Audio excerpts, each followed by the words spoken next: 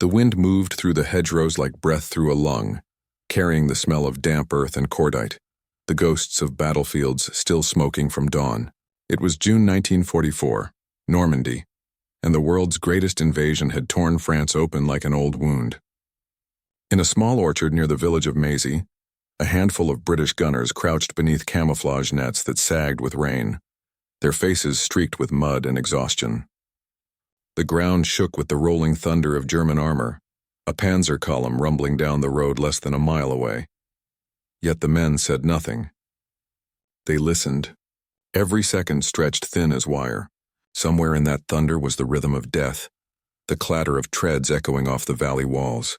Sergeant Arthur Mac McAllister, 24 years old, wiped his hands on his trousers and whispered the words that would become legend. "Do you hear that?" His voice was barely a breath, but the others did. A faint metallic resonance beneath the growl of engines, something massive and terrible drawing closer. In the slit trench beside him, Gunner Tom Rees tightened his grip on the firing lanyard, his heart pounding not from fear but anticipation. Because hidden beneath their feet, under crates of apples under a false barn floor, was a weapon no one outside this field knew existed. A battery so secret, so hastily built, it had never been recorded on Allied maps.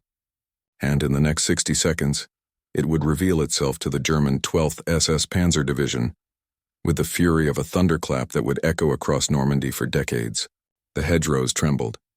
The first tank appeared at the bend, and the orchard, silent for days, finally exhaled. The story began months before D-Day, when maps of northern France filled the tables of Allied intelligence rooms like vast gray puzzles of uncertainty, each hill and hedgerow a potential killer, each blank space a threat not yet discovered. Amid those maps, one small patch near the Norman coast was marked only with a question mark. Mazy, a cluster of farmsteads west of Grand Camp, seemingly ordinary, its fields riddled with trenches from forgotten wars.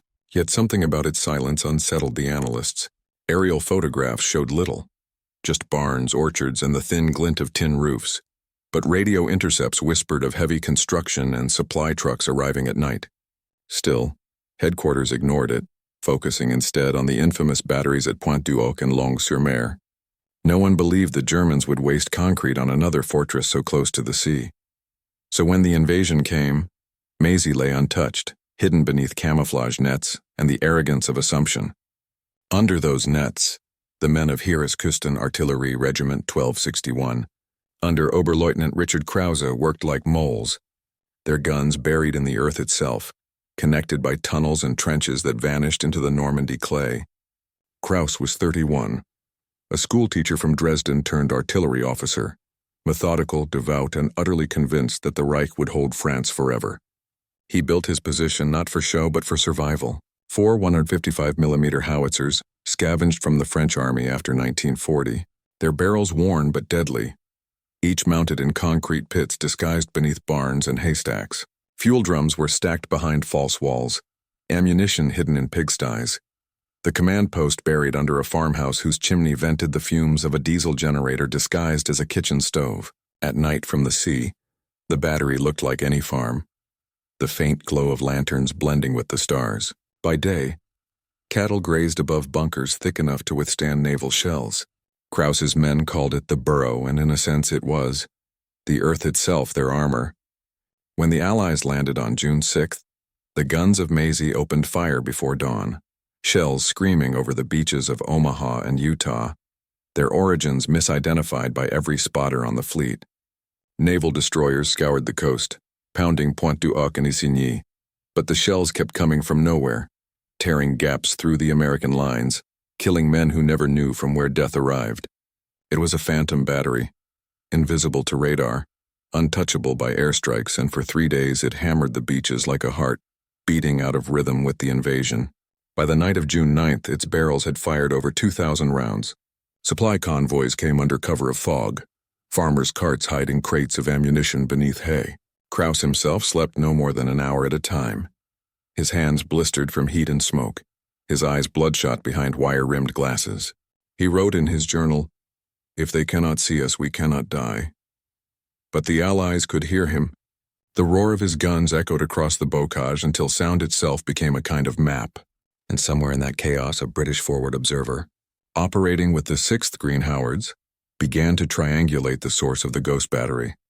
Sergeant Arthur Mac McAllister was no cartographer, but he had the instinct of a hunter. He listened to the thunder, measured its rhythm, and told his section commander, "That's not from the coast. That's inland, buried deep." What he could not know was that the ground itself hid a fortress, 5 acres of tunnels, stores, and gun pits connected like veins. When his unit moved through the orchards near Maisie, they stumbled upon what looked like a deserted farm. Apple trees in blossom, the scent of manure heavy in the air, and an old woman feeding chickens near a barn who watched them with eyes too calm. Beneath her feet, less than 6 meters down, Krause's men loaded shells. Above, the sky turned gray with drizzle, muffling every sound. The first tank of the German column arrived before dawn, its treads grinding mud.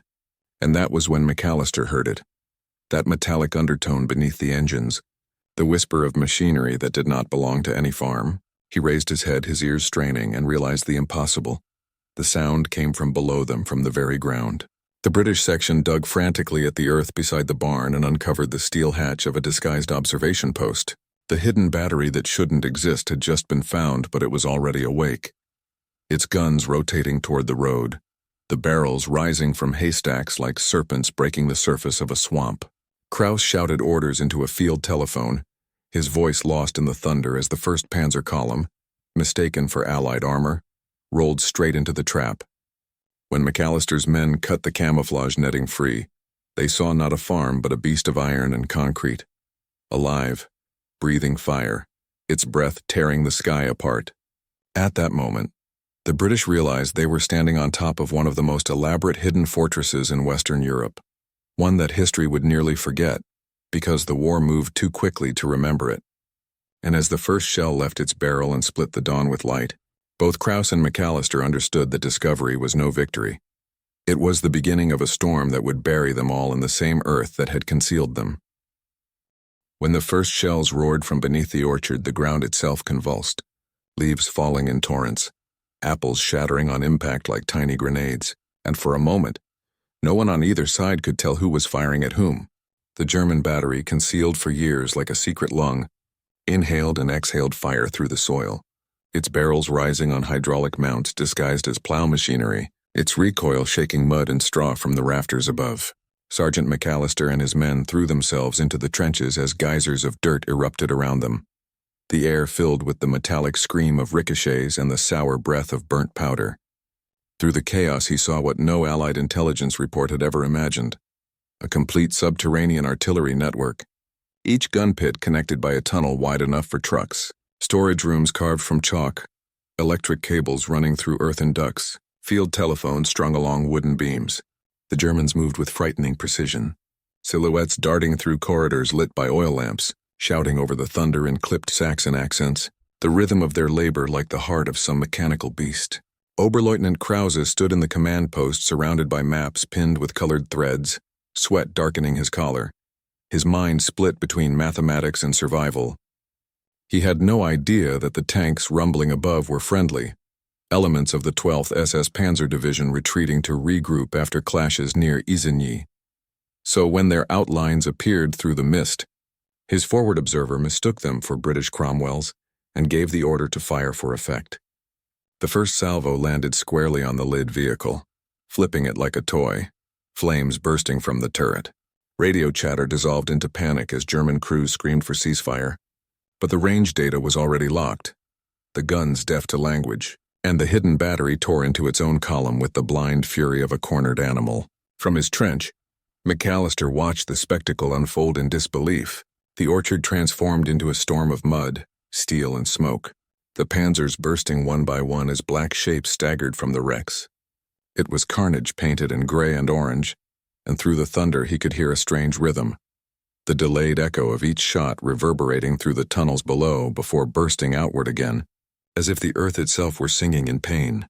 Realizing the Germans were destroying their own armor, McAllister seized the moment, calling for artillery support through his field radio, his voice nearly drowned by static.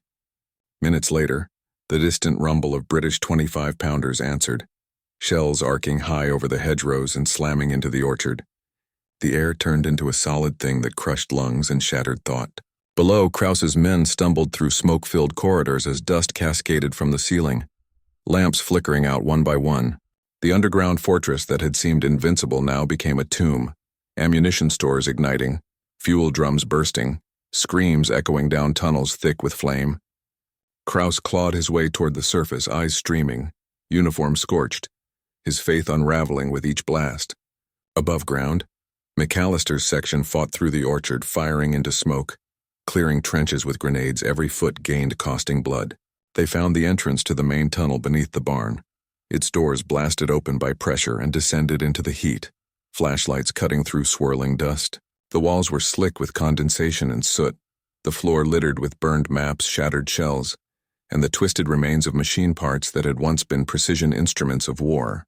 They moved through chambers that smelled of oil and fear, past bodies half buried in rubble, until they reached the command room, a concrete vault glowing red from the fire beyond.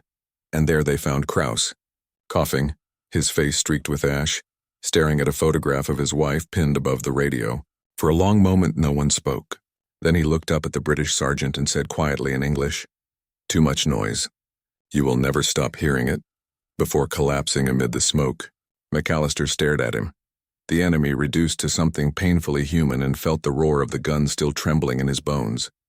When the flames finally died and the rain returned, the orchard was gone, replaced by a cratered plain where tree stumps jutted like bones. The battery that should not have existed was now nothing but ruin, its secret exposed to the indifferent sky. Yet even in death it had achieved a terrible symmetry.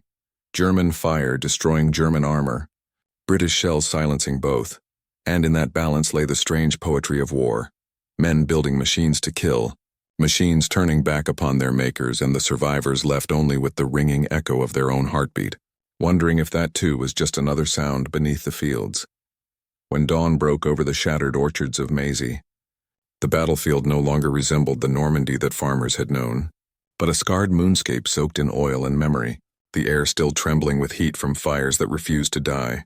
Sergeant McAllister walked through the silence with the cautious disbelief of a man stepping through a dream, the mud sucking at his boots, the horizon trembling in the shimmer of smoke, every step releasing the faint hiss of steam where embers met the morning dew. The German battery lay gutted, its tunnels collapsed or flooded, its guns half melted in their pits. But even in ruin it exuded menace, as if the earth itself had not yet finished speaking.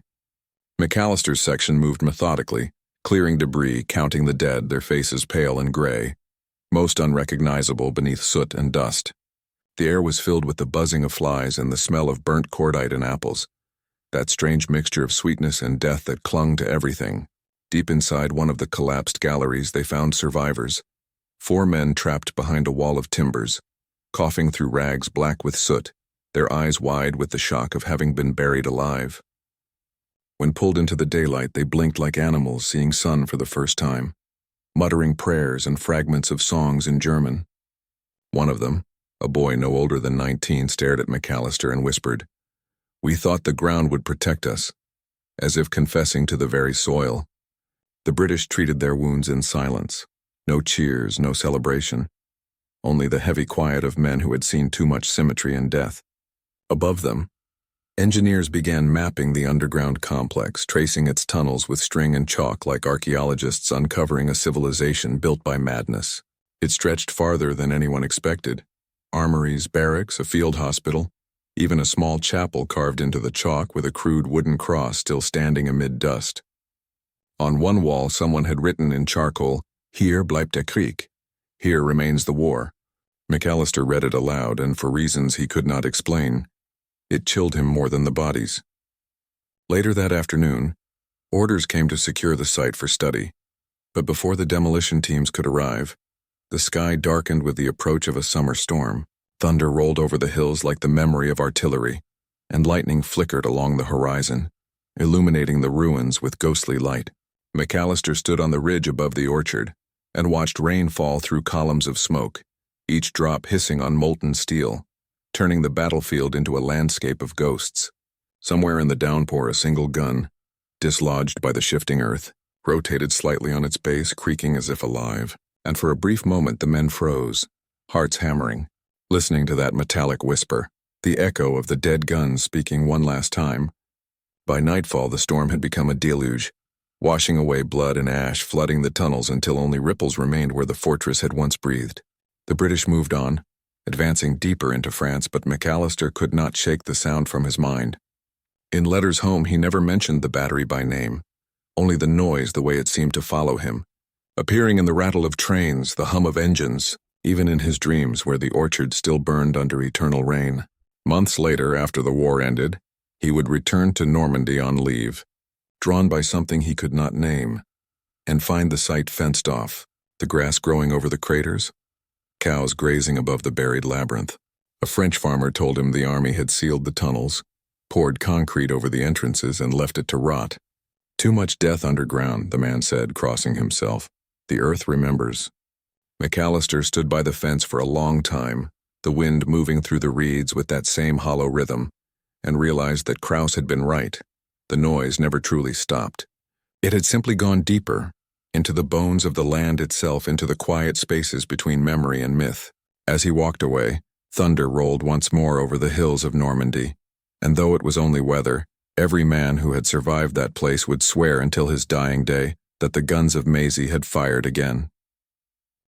When the war ended and the armies withdrew, Normandy exhaled for the first time in years, the wind moving softly over fields that had once burned, the air finally free of the metallic taste of death.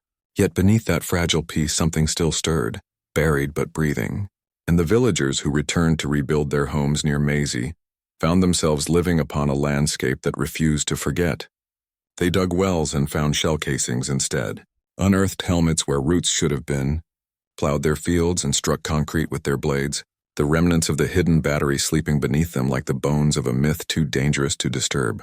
The French authorities fenced off the area, declared it sealed, but the land kept whispering its stories through the mouths of those who had seen too much.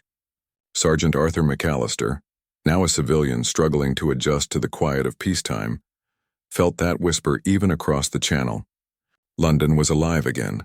Music, laughter, light. But inside him the silence of Normandy grew louder each night until he could not sleep without hearing the phantom rumble of guns beneath the earth. He took long walks along the Thames, stopping under bridges where echoes lingered, as if the river might carry that old sound back to him. And sometimes, when fog rolled low over the water, he thought he could hear the faint boom of artillery far away. Doctors called it shell shock, neighbors called it nerves, but he knew it was memory, something the earth had taught him. In 1947, he returned to France, a tourist among ruins, camera in hand, his uniform long since traded for a brown overcoat. The orchards had regrown, the grass tall and thick over the old trenches, cows grazing peacefully where men had once screamed, and yet when he stood on the ridge above Maisie, he could still feel the hum beneath his feet, faint but insistent like the buried pulse of an engine still running. A local boy guided him to the remnants of the command bunker, its concrete mouth sealed with rusted steel plates, and told him that farmers still heard noises at night when the wind came from the sea. "The guns," the boy said matter-of-factly, "they talk when it rains." McAllister pressed his ear against the cold metal and listened, and though logic told him it was only water dripping through hollow chambers, what he heard was unmistakable, the faint resonance of steel shifting deep below, rhythmic, patient, eternal. He stood there until dusk, the sky bleeding into gray, his breath visible in the cooling air, and whispered the same words he had spoken on the day it all began. "Do you hear that?" The boy looked at him, puzzled, but McAllister was already somewhere else, back in the orchard with the smell of smoke and apples, the rain on his helmet, the flash of light that had once divided his life in two. He returned to Britain carrying a small stone from the site, pocketed from the mud near the gun pit, and kept it on his desk for the rest of his life. When visitors asked about it, he would smile faintly and say it came from a place where the ground once spoke. Years passed. The war receded into photographs and medals. The world moved faster than memory, and by the time McAllister died in 1972, his story had been swallowed by history's greater noise, his name barely mentioned in the archives. Yet in Maisie the silence remained different from elsewhere, thicker, deeper, almost reverent. At night, when storms rolled in from the channel, the farmers swore the earth vibrated, that their windows rattled though the sky was calm, and sometimes in the brief electric light of lightning, they thought they saw shadows moving among the trees, figures in helmets fading into mist. Scientists would later say it was pressure differentials, Acoustics, the resonance of wind through buried caverns, but the villagers preferred the older truth, that war never truly ends, it just hides, waiting to be heard again. And so the fields of Maisie grew green once more, wheat and poppies swaying above the buried guns, while deep below, the tunnels still exhaled faint drafts of cold air, as if sighing with relief that men had finally stopped listening. Decades passed, the war fading into textbooks and documentaries, yet beneath the fields of Normandy the past remained patient, waiting, its breath hidden in the soil.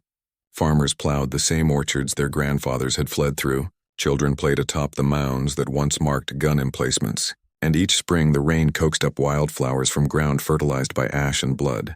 In 2004, during preparations for the 60th anniversary of D-Day, a local historian named Gary Stern walked those fields with an old German map bought from a flea market in Caen, a scrap of parchment yellowed with age that showed, in meticulous hand-drawn ink, a network of bunkers and tunnels labeled Maisie Battery.